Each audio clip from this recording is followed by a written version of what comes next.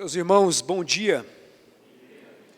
É uma alegria para mim estar aqui com vocês, cultuando ao Senhor. O meu desejo é que o bom Deus continue sustentando esta igreja, aqui na cidade de Jundiaí, como uma igreja fiel, saudável, que pregue o Evangelho de Jesus Cristo. Prazer estar aqui também com o pastor Saul Lucena. Meu desejo também é que o Senhor Deus continue sustentando a sua vida frente a esse rebanho que o Senhor tem confiado em suas mãos. Irmãos, vamos ler o texto bíblico no livro de Atos. Atos capítulo 9, um texto bem conhecido de todos nós. Eu vou ler do versículo 1 até o versículo de número 22. Enquanto eu vou ler aqui, os irmãos acompanham aí em sua leitura. Diz assim: Saulo, respirando ainda ameaças e morte contra os discípulos do Senhor, dirigiu-se ao sumo sacerdote. Ele pediu cartas para as sinagogas de Damasco, a fim de que, caso achasse alguns que eram do caminho, tanto homens como mulheres, os levassem presos para Jerusalém. Enquanto seguia pelo caminho, ao aproximar-se de Damasco, subitamente uma luz do céu brilhou ao seu redor.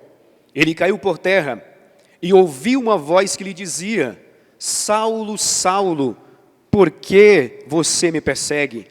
Ele perguntou: Senhor, quem é você? E a resposta foi: eu sou Jesus, a quem você persegue. Mas levante-se e entre na cidade, onde lhe dirão o que você deve fazer. Os homens que viajavam com Saulo pararam emudecidos, ouvindo a voz, mas não vendo ninguém. Então Saulo se levantou do chão e, abrindo os olhos, nada podia ver. E, guiando-o pela mão, levaram-no para Damasco. Esteve 3 dias sem ver, durante os quais nada comeu nem bebeu. Havia em Damasco um discípulo chamado Ananias. O Senhor lhe apareceu numa visão e disse: Ananias. Ao que ele respondeu: eis-me aqui, Senhor. Então o Senhor lhe disse: levante-se e vá à rua que se chama Direita, e na casa de Judas procure um homem de Tarso, chamado Saulo. Ele está orando. E numa visão viu entrar um homem chamado Ananias, e impôs-lhe as mãos para que recuperasse a vista. Ananias, porém, respondeu: Senhor, de muitos tenho ouvido a respeito desse homem, quanto mal tem feito aos teus santos em Jerusalém. E aqui em Damasco, ele tem autorização dos principais sacerdotes para prender todos os que invocam o teu nome. Mas o Senhor disse a Ananias: vá, porque este é para mim um instrumento escolhido para levar o meu nome diante dos gentios e reis, bem como diante dos filhos de Israel. Pois eu mesmo vou mostrar a ele quanto deve sofrer pelo meu nome. Então Ananias foi, e entrando na casa, impôs as mãos sobre Paulo, dizendo: Saulo, irmão, o Senhor Jesus, que apareceu a você no caminho para cá, me enviou para que você volte a ver e fique cheio do Espírito Santo. Imediatamente caíram dos olhos de Saulo umas coisas parecidas com escamas, e ele voltou a ver. A seguir levantou-se e foi batizado, e depois de comer, sentiu-se fortalecido. Saulo permaneceu alguns dias com os discípulos em Damasco, e logo nas sinagogas proclamava Jesus, afirmando que ele é o Filho de Deus. Todos os que ouviam Saulo estavam atônitos e diziam: não é este o que exterminava em Jerusalém os que invocavam o nome de Jesus e veio para cá precisamente para prender e levá-lo aos principais sacerdotes? Saulo, porém, mais e mais se fortalecia, confundindo os judeus que moravam em Damasco, demonstrando que Jesus é o Cristo. Irmãos, nesta manhã, baseado nesse texto, eu estarei falando sobre a maravilhosa e poderosa graça de Deus, como a causa e também os efeitos em nossa salvação. Para mim é sempre uma grande alegria, irmãos, falarmos da salvação que o Senhor nos deu e mostrar como esta salvação na vida do homem produz resultados extraordinários que trazem glória ao nome do Senhor.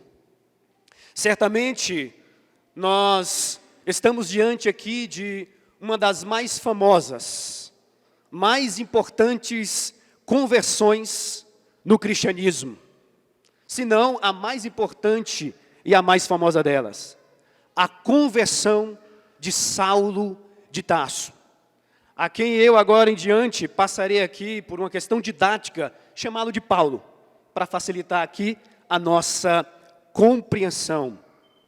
Quando nós olhamos, irmãos, para esse texto, o que Lucas nos passa aqui é que ele está tão impressionado com a conversão, a salvação de Paulo, que ele vai narrar no livro de Atos, nessa narrativa aqui teológica, 3 vezes. Uma em sua própria narrativa, no capítulo 9, e outras 2 vezes no discurso de Paulo, em Atos 22 e Atos 26.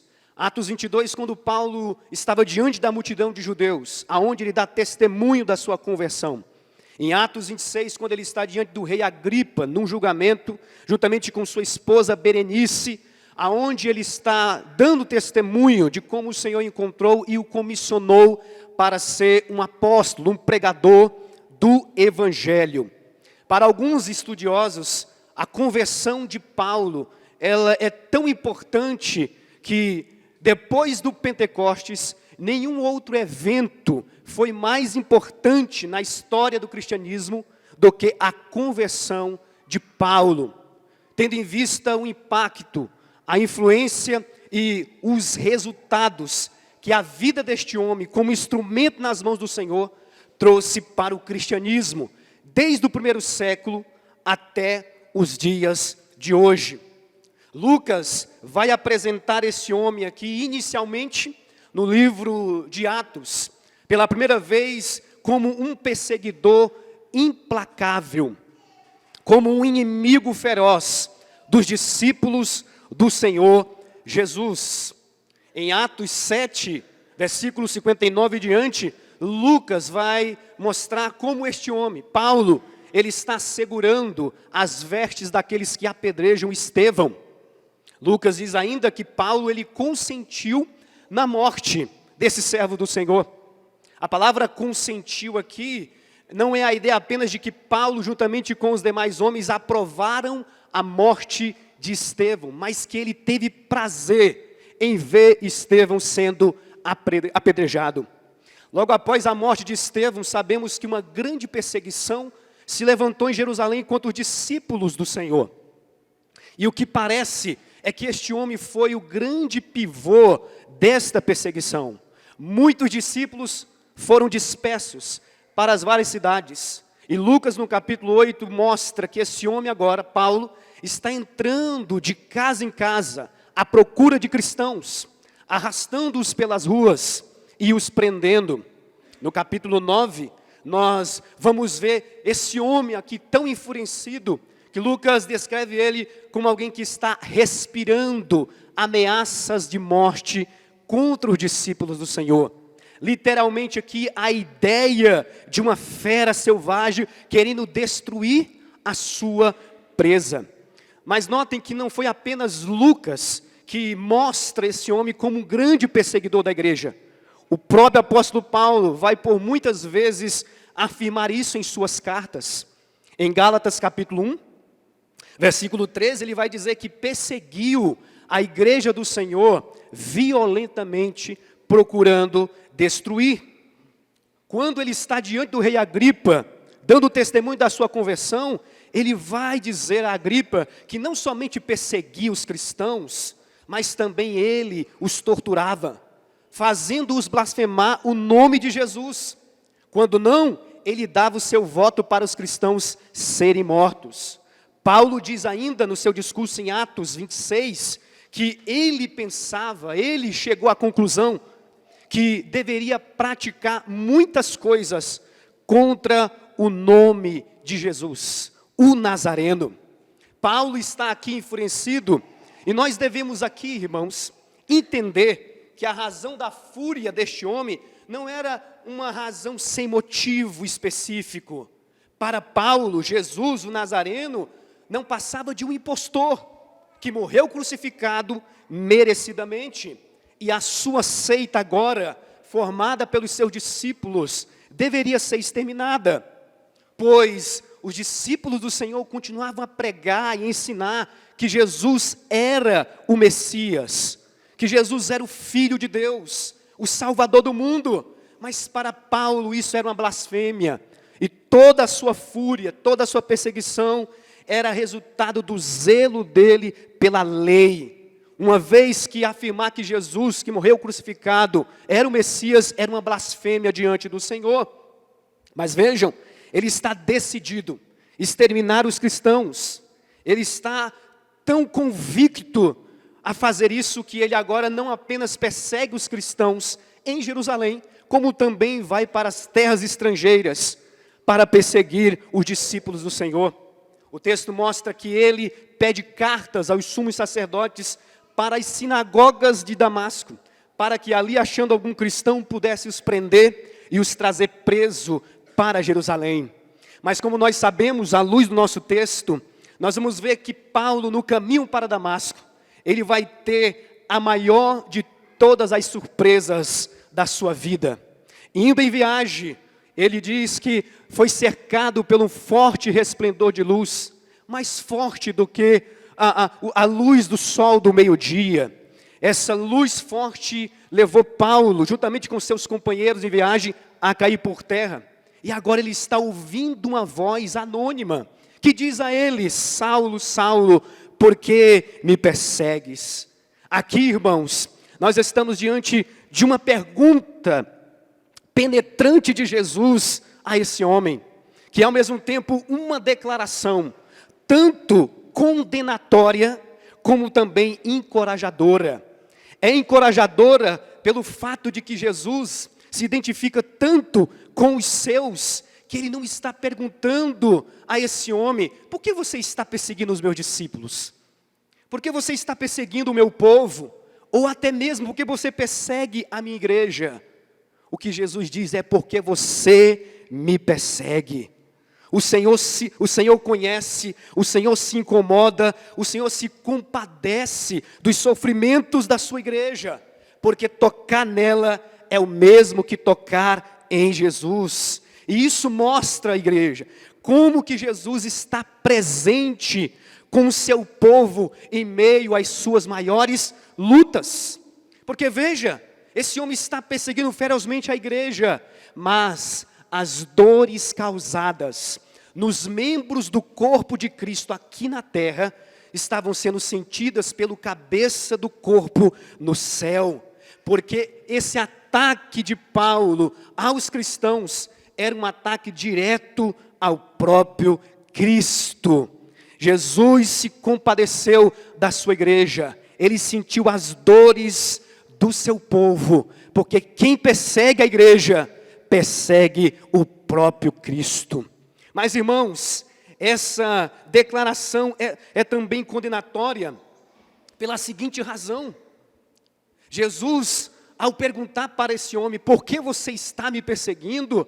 Jesus está aqui expondo o pecado de Paulo.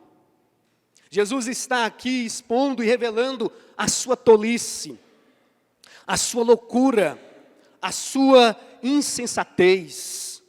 Quando Paulo ataca os cristãos, ele havia se colocado como um inimigo direto de Deus. Mas irmãos, assim como Paulo era um inimigo direto de Deus, todos nós, nos tempos passados, éramos também inimigos de Deus. Estávamos num estado de rebelião contra o Senhor, em virtude do nosso pecado. O que eu estou querendo dizer aqui é que Jesus poderia então ter vindo ao seu encontro. E nessa experiência, que não foi uma experiência onde Paulo está tendo uma imaginação, um sonho ou uma visão subjetiva, mas sim Cristo vir literalmente a ele no caminho de Damasco. Esse brilho é a glória do Cristo ressurreto e exaltado. Literalmente, esse homem está tendo encontro com o Cristo ressurreto. Mas notem, Jesus não veio ao seu encontro para esmagá-lo. Jesus não veio ao seu encontro para destruí-lo. Jesus não veio ao seu encontro para aniquilá-lo. Jesus veio ao seu encontro para conscientizá-lo sim do seu pecado, mas também para salvá-lo, mesmo ele sendo um inimigo de Deus. Jesus poderia perfeitamente destruí-lo naquele momento, mas Jesus veio ao seu encontro para salvá-lo, transformá-lo e fazer dele, como nós lemos no texto, um instrumento nas mãos do Senhor. Irmãos, a salvação aqui de Paulo nos ensina e nos lembra preciosas lições sobre a graça de Deus em nossa salvação. Veja, o Senhor conscientiza esse homem do seu pecado, porque ninguém pode ser salvo sem antes não saber que está perdido. Mas o Senhor vem para salvá-lo. E o que nós aprendemos aqui, irmãos, sobre esta salvação, que tem uma causa. Quando nós olhamos para essa salvação, e nós perguntamos qual é a causa dela, não existe outra resposta possível, senão a graça soberana de Deus em Cristo Jesus, que estava se manifestando em favor deste homem. Esta é a causa da salvação de Paulo, a graça do Senhor. O favor divino estava se manifestando ao homem, que não merecia, obviamente, graça, mas juízo por conta dos seus pecados. A graça do Senhor se manifestou a um homem que estava atacando aquilo que o Senhor amava, o seu povo. A causa da salvação desse homem é a graça do Senhor. E aqui nós aprendemos, irmãos, que no que tange a salvação do pecador, toda iniciativa é de Deus. Foi Cristo que veio ao encontro deste homem. Não é um homem que busca a Deus, é Deus quem busca o homem, acha-o e salva-o. Olhando para o texto, nós podemos perceber que não foi Paulo que clamou por Jesus, mas foi Jesus quem chamou pelo nome de Paulo. Isto aqui nos lembra que a salvação é uma obra exclusiva de Deus. Não é um homem que se reconcilia com Deus, é Deus que está em Cristo, reconciliando consigo o mundo. Paulo não havia escolhido a Cristo, foi Cristo quem o escolheu. Esta verdade então nos lembra aquilo que João falou acerca das palavras de Jesus, quando ele disse aos seus discípulos e também a nós: não fomos nós que escolhemos a Cristo, foi Ele quem nos escolheu, e nos escolheu antes da fundação do mundo. Mas irmãos, esta graça maravilhosa como a causa da salvação de Paulo, também nos ensina como ela é escandalosa. Por quê? Porque Paulo, ele estava indo para Damasco para pecar. Sim, ele já era um pecador, essa era a sua condição, mas ele estava indo pecar, perseguir, prender, torturar, matar os cristãos. Mas Jesus vem ao seu encontro para salvá-lo. E isso nos mostra e nos lembra como a graça do Senhor é escandalosa. Matthew Henry, comentando esse texto, vai dizer algo extraordinário. Ele diz que às vezes a graça de Deus opera nos pecadores quando eles estão fervorosamente empenhados em seus mais desesperados interesses pecaminosos. Paulo estava indo pecar, mas Jesus veio ao seu encontro para salvá-lo. A conversão de Paulo é uma prova da grande verdade que ele mesmo afirmou em Romanos 5:20. Aonde abundou o pecado, superabundou a graça. Irmãos, no momento em que o Senhor nos salvou, muito provavelmente muitos de nós estávamos cometendo atos pecaminosos.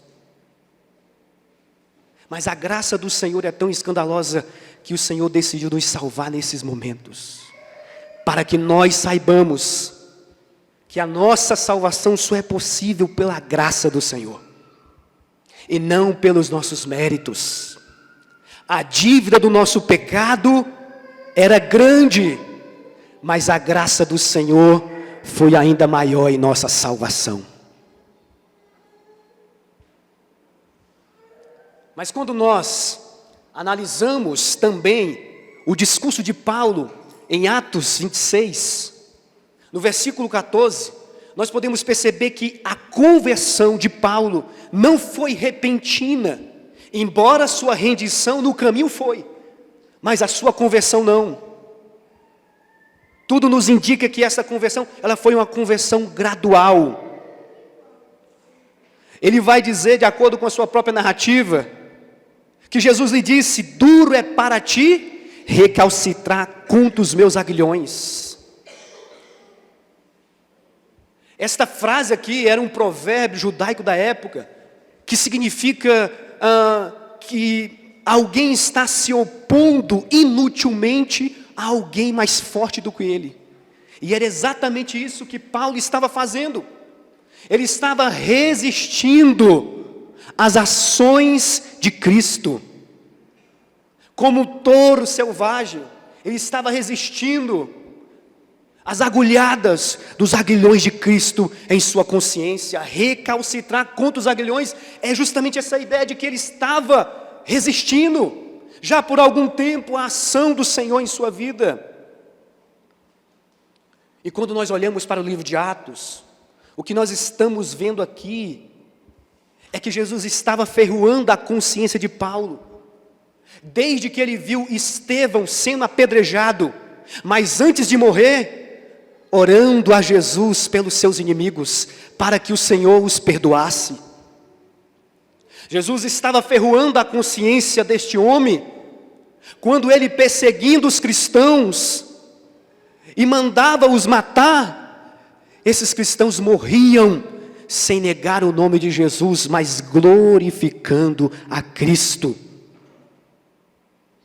Paulo resistiu, mas agora o que nós estamos vendo em Atos 9 é que ele está rendido aos pés do Senhor. Paulo se converteu porque a graça o venceu. Até aqui ele tinha resistido, mas agora ele foi vencido pela graça do Senhor. O que nós podemos aqui concluir é que Paulo, ele foi salvo porque a graça do Senhor é irresistível. Eu sei que parece contraditório com o que eu acabei de dizer, porque ele resistiu. Então, como pode a graça do Senhor ser irresistível? Quando os teólogos afirmam que a graça do Senhor é irresistível, isso não significa dizer que os homens não resistem à graça do Senhor. Na verdade, essa é uma disposição natural de todo homem caído, ele resiste ao Senhor. A graça ser irresistível significa dizer que ela é invencível. Ela irá vencer o coração obstinado do pecador. Ela irá quebrantar os corações endurecidos.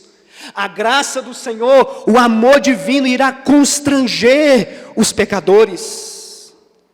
A graça do Senhor vai convencer os homens de sua loucura, de sua insensatez e de sua tolice e dos seus pecados.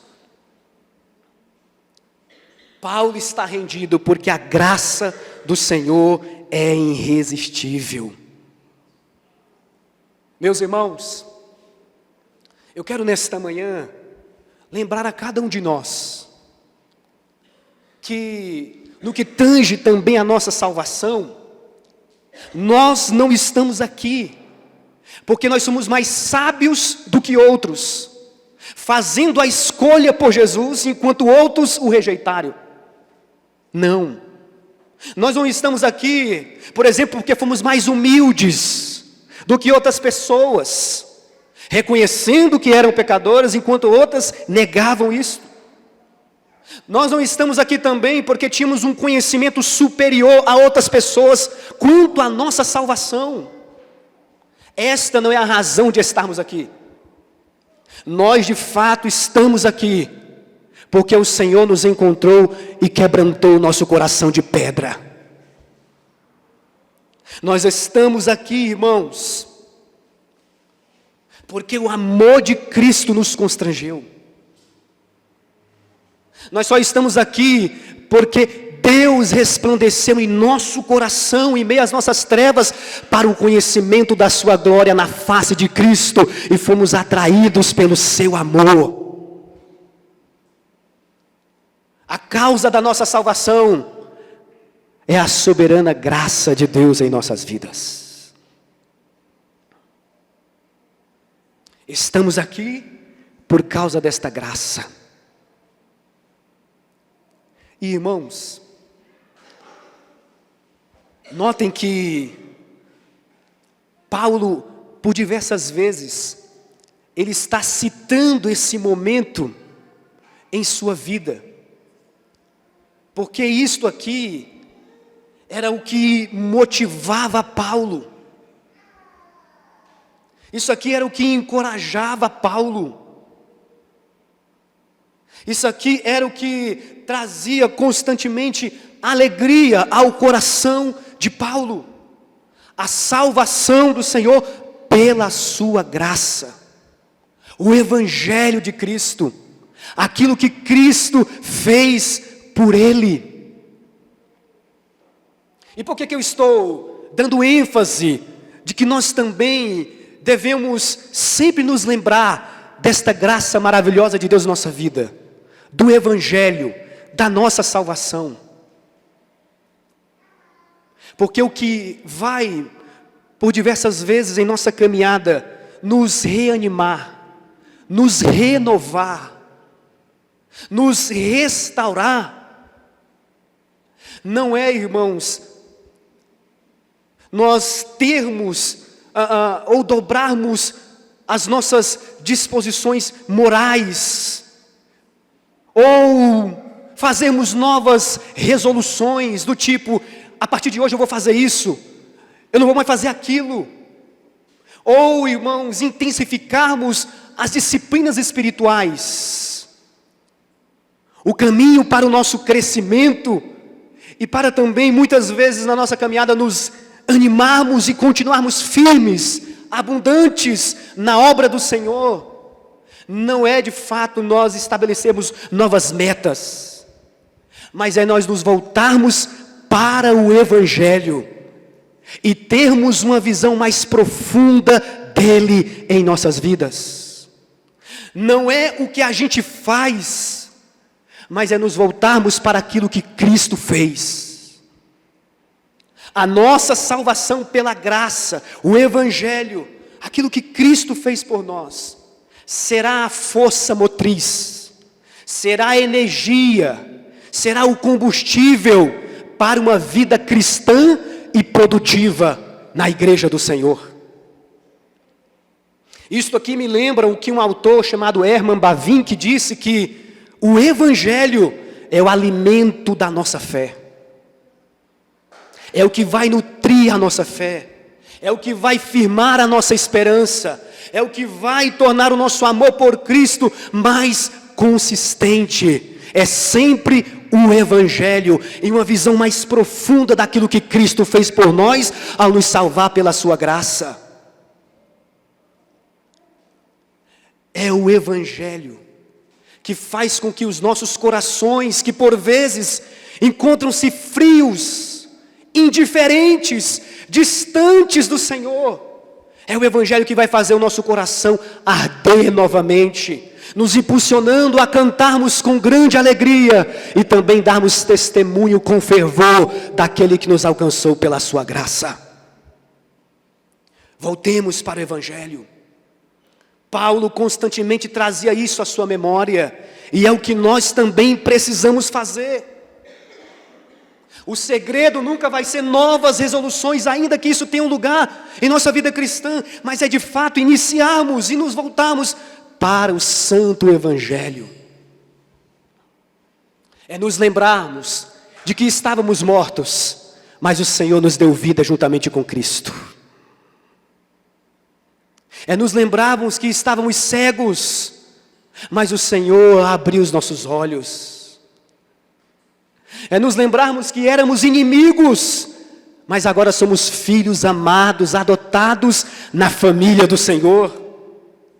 É nos lembrarmos que éramos escravos, mas o Senhor nos libertou. É nos lembrarmos de quando nós amávamos o pecado, mas agora nós amamos Cristo e a sua glória. Nesta manhã, nesse dia, nós podemos sim nos alegrarmos em saber como o Senhor nos transformou, nos salvou, nos resgatou, mudando os nossos amores. O nosso amor agora está voltado para o Filho de Deus, por aquilo que Ele fez por nossa vida. Paulo então foi encontrado por Cristo. E nesse momento, nós vamos perceber então, que essa graça que alcançou a Paulo e o salvou, também o transformou poderosamente, fazendo deste homem, que era um fanático, um religioso que confiava em suas próprias obras, como um homem enfurecido agora, em um novo homem, com novas práticas. A religião, ela tem o poder, irmãos, de melhorar o homem externamente, e até fazer com que o homem adquira novos hábitos. Sim, talvez nesse momento você se lembre de alguém que pertence a outra religião, e você conhece o passado dele e vê como ele hoje mudou. Mas irmãos, somente o Evangelho faz do homem uma nova criatura. Somente o Evangelho faz agora com que o homem não se arrependa apenas dos seus atos pecaminosos, mas também até mesmo das suas boas obras que no passado ele fez, não com a motivação de glorificar a Deus, mas de glorificar a si mesmo. Somente o Evangelho, irmãos, pode fazer do homem uma nova criatura. A graça do Senhor transformou a vida desse homem. E nós vamos ver aqui que esta graça agora traz grandes efeitos transformadores na vida desse homem. Em primeiro lugar, nós vamos ver que Paulo agora tem uma nova reverência para com Deus. Nas traduções mais antigas, no verso 6 do capítulo 9, nesse encontro, Paulo ele perguntou a Jesus: o que queres que eu te faça? Ou seja, veja como uma nova reverência, há uma postura de submissão agora em Paulo. Cristo é o Senhor da sua vida. Lembrando-nos das suas palavras em Gálatas capítulo 2, verso 20: não vivo, mas eu, é Cristo quem vive em mim. Há uma postura agora de Paulo de submissão. Mas também, irmãos, veja que Lucas o descreveu como uma fera selvagem, que respirava ameaças de morte contra os discípulos do Senhor. Mas agora, ele foi transformado em um cordeiro manso, perguntando a Jesus: Senhor, o que queres que eu te faça? Há uma nova reverência no coração desse homem. Quando Jesus aparece em visão a Ananias, qual é a descrição que Jesus vai dar dele? Que Paulo estava orando. Essa foi a descrição de Jesus. Ele está orando, ele está buscando a Deus, ele está falando com Deus. Não que ele, como um fariseu no passado, não tivesse uma vida de oração. Sim, ele como religioso orava, mas agora em diante tudo mudou. Por meio de Cristo ele foi reconciliado com Deus, e consequentemente ele agora tem um novo acesso a Deus, como seu Pai, e o Espírito Santo testificando em seu coração que ele é um filho de Deus. É por isso que ele está orando, porque o Espírito está testificando que ele agora é filho. E ele pode então clamar: Abba, Pai. Irmãos, veja que o primeiro fruto da conversão, o primeiro resultado, a consequência, é buscarmos a Deus em gratidão pela sua misericórdia.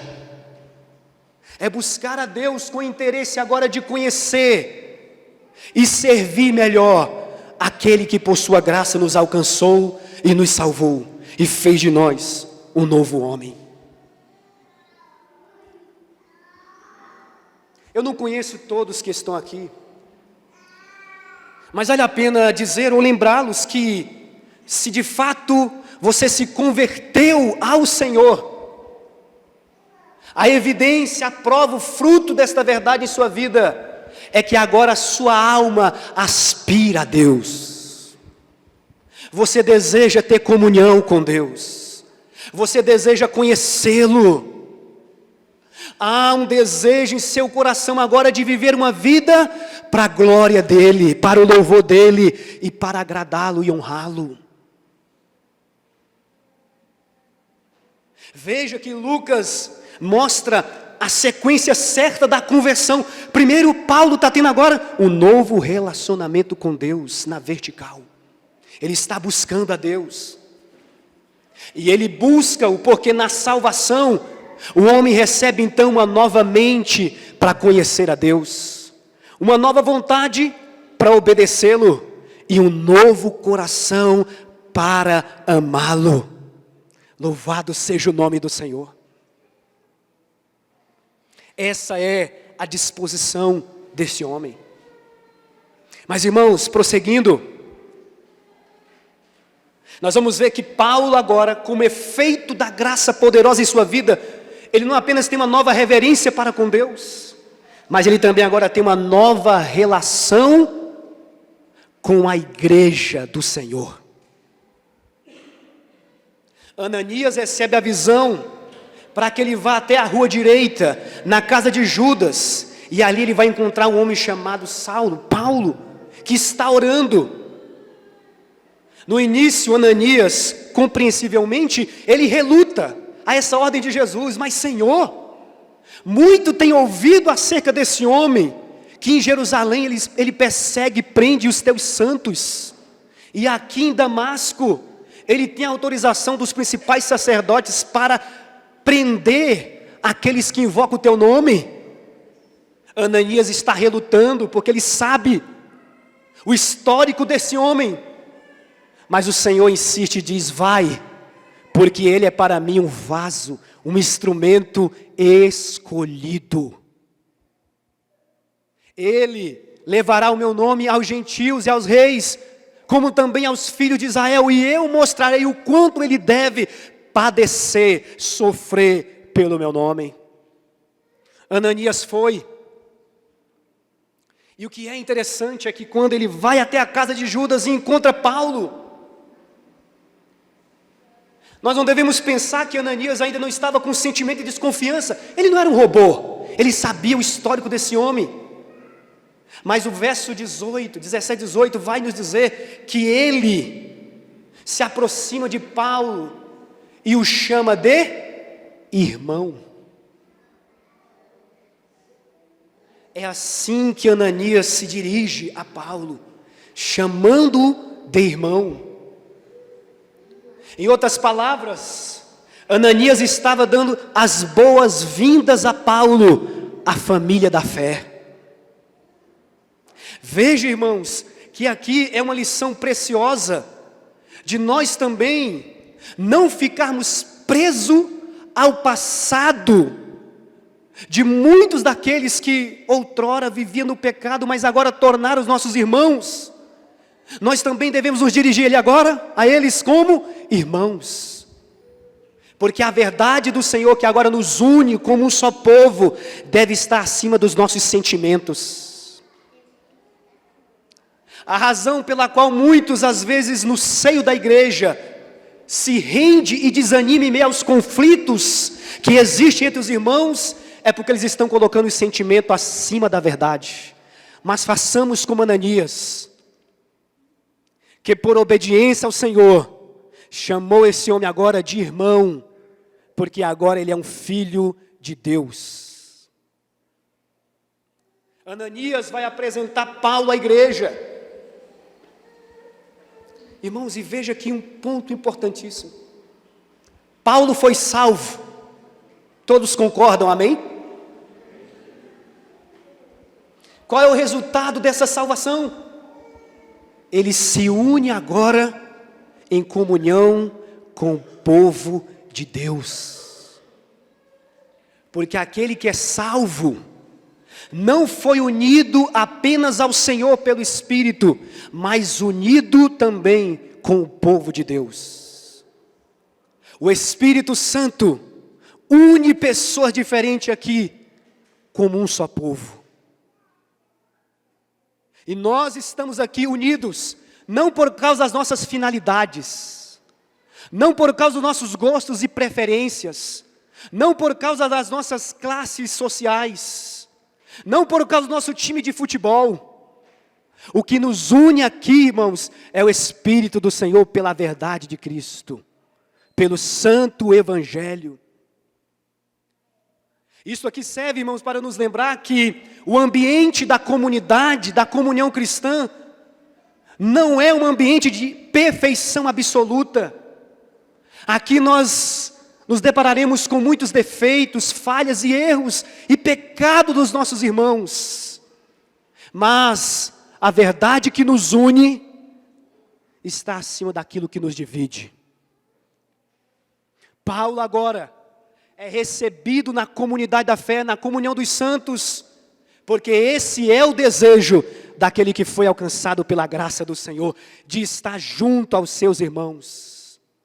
O verdadeiro cristão, não obstante aos conflitos que ele encontra na igreja, é o prazer dele estar aqui cada domingo, a cada culto, não somente para cultuar ao Senhor, mas para junto dos seus irmãos, louvar a esse Deus. Paulo está unido agora à comunidade cristã de Damasco, ele está junto. Pessoas que outrora ele odiava, sim ou não? Mas que agora ele ama. É isso que a graça do Senhor faz. É isso que o Evangelho faz.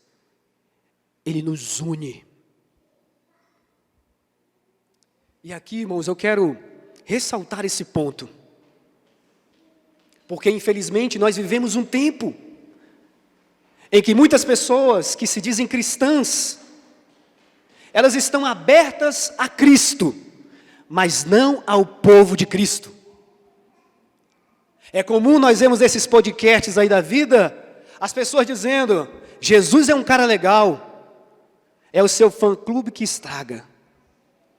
E eles dizem, afirmam que é possível então, crer em Jesus Cristo e ter um relacionamento com Cristo, servi-lo, mas sem fazer parte da sua igreja. Isso não é verdade. Aqueles que amam a Cristo, devem também procurar amar aquilo que Cristo ama, o seu povo. E é o nosso amor por Cristo que vai fazer com que nós convivamos em união. Eu gosto sempre de lembrar aquilo que Jesus disse para Pedro, quando ele ressuscitou. Pedro, tu me amas? Senhor, tu sabes que eu te amo, então apacenta os meus cordeiros. Pedro, tu me amas? Então apacenta o meu rebanho. Veja que a ordem de Jesus não foi, olha, você ama o meu rebanho? Não, você me ama. Porque o segredo para nós amarmos o rebanho do Senhor, o povo de Deus, está no nosso amor por Cristo. É isso que vai fazer nós passarmos por cima de todos os desafios que enfrentamos como igreja. Paulo valorizou a comunhão cristã. Ele está junto dos seus irmãos na igreja em Damasco.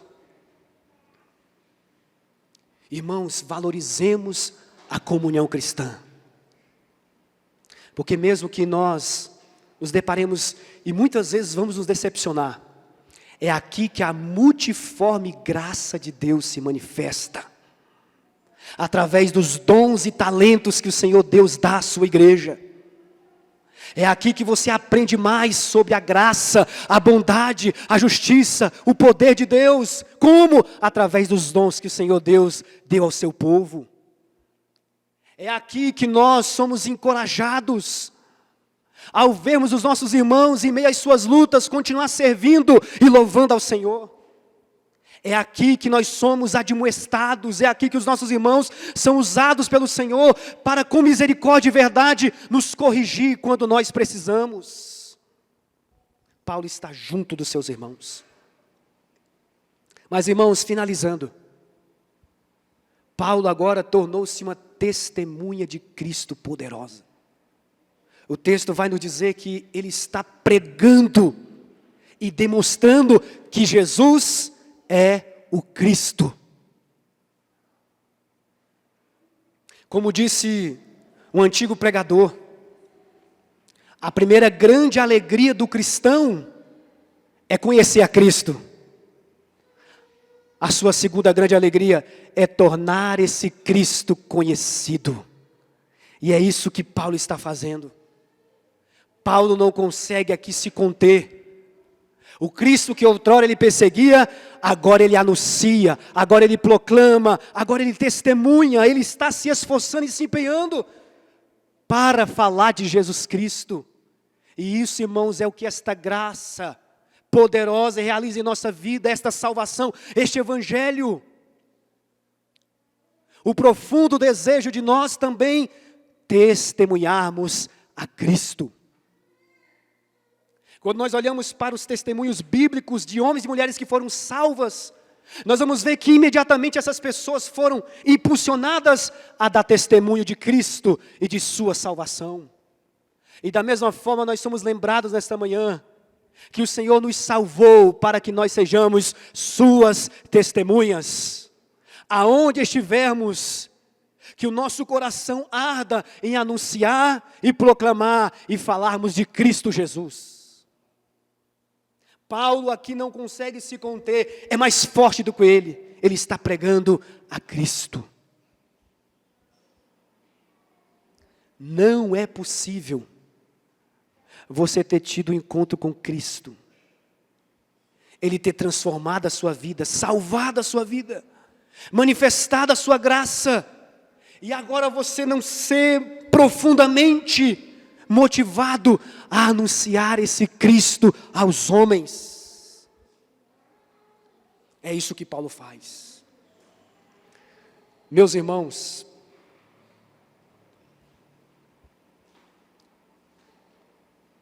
se a graça do Senhor, ela nos alcançou e nos salvou, ela está se manifestando poderosamente em nossa vida, nos transformando. Isto porque a salvação, ela nunca é a linha de chegada, ela é o ponto de partida. Se a graça nos salvou e fomos regenerados, o efeito disso agora é que nós estamos crescendo nesta graça. Estamos sendo transformados de glória em glória. Porque o propósito do Senhor nos salvar não foi apenas nos livrar da condenação eterna, mas nos fazer um com Cristo e nos transformarmos à imagem e semelhança de Cristo Jesus. E eu gostaria de encerrar fazendo essa pergunta a você.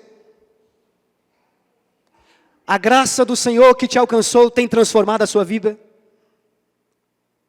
A graça que te alcançou fez de você um novo homem, uma nova mulher? A graça que te alcançou, que te salvou, tem feito você crescer nesta graça? Esse é o efeito da salvação. Será que nesse dia, você pode dizer assim: eu ainda não sou aquilo que eu deveria ser? Sim, eu admito isso. Eu ainda não sou aquilo que eu deveria ser. Mas eu louvo a Deus, porque eu já não sou aquilo que eu era antes. A graça do Senhor tem transformado a minha vida. O lado visível dessa salvação é essa vida agora de santificação, de transformação. Porque nós podemos aqui, irmãos, sem medo de errar, afirmar que a graça que não nos muda, essa não nos salva. Se nós estamos sendo mudados, é porque de fato essa graça te salvou. Vamos nos colocar em pé.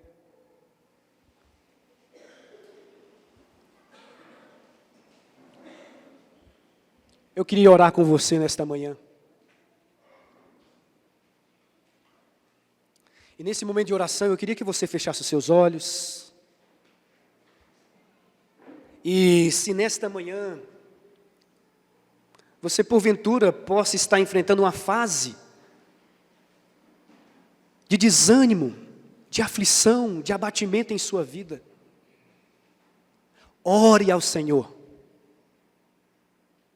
para que Ele volte os seus olhos ao seu Evangelho, à sua graça, a sua salvação. E você possa sair daqui de fato renovado, por saber quem é você em Cristo. Que a sua salvação não depende das suas obras, do seu esforço, das suas resoluções. Você é salvo por aquilo que Cristo já consumou por você na cruz do Calvário. Traga isso à sua memória. Enquanto você traz isso à sua memória, você vai ser inspirado a louvar e exaltar esse Deus por tamanha salvação. Se nesta manhã você deseja, almeja, anela crescer mais nesta graça, o segredo também para você é olhar o Evangelho. É daqui que você vai encontrar combustível para continuar firme no caminho do Senhor, louvando e o exaltando. Se os seus olhos estão nublados, escuros, peça para que o Senhor dissipe nesta manhã, nesse dia, tudo aquilo que está impedindo de você ver a glória, a beleza, a grandeza do Evangelho, da graça de Deus em sua vida. Ore ao Senhor.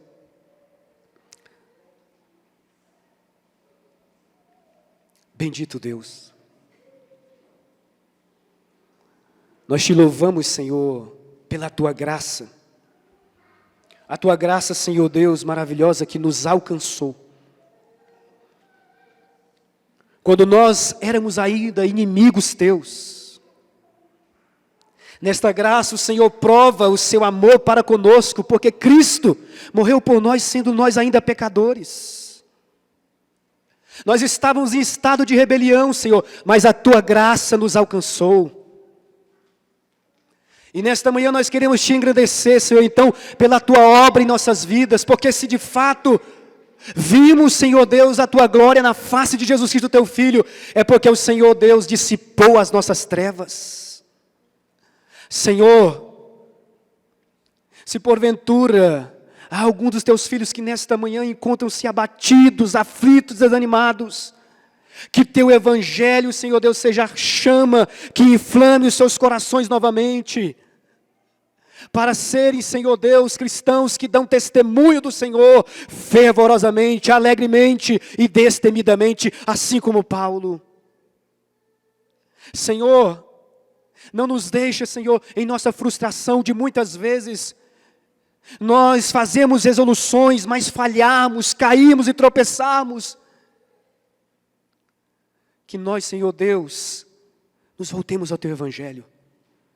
E que Teu Evangelho seja a motivação para as nossas disciplinas espirituais. Que o nosso estado, Senhor Deus, de justificado, que a nossa justificação seja a força da nossa santificação. Que aquilo que Cristo fez, Senhor, e não o que nós fazemos, seja a confiança, Senhor, que temos para permanecermos firmes no Teu caminho, servindo a Ti e à Tua igreja. Faz isso, Senhor, para a Tua glória e para o Teu louvor. Em nome de Jesus. Amém.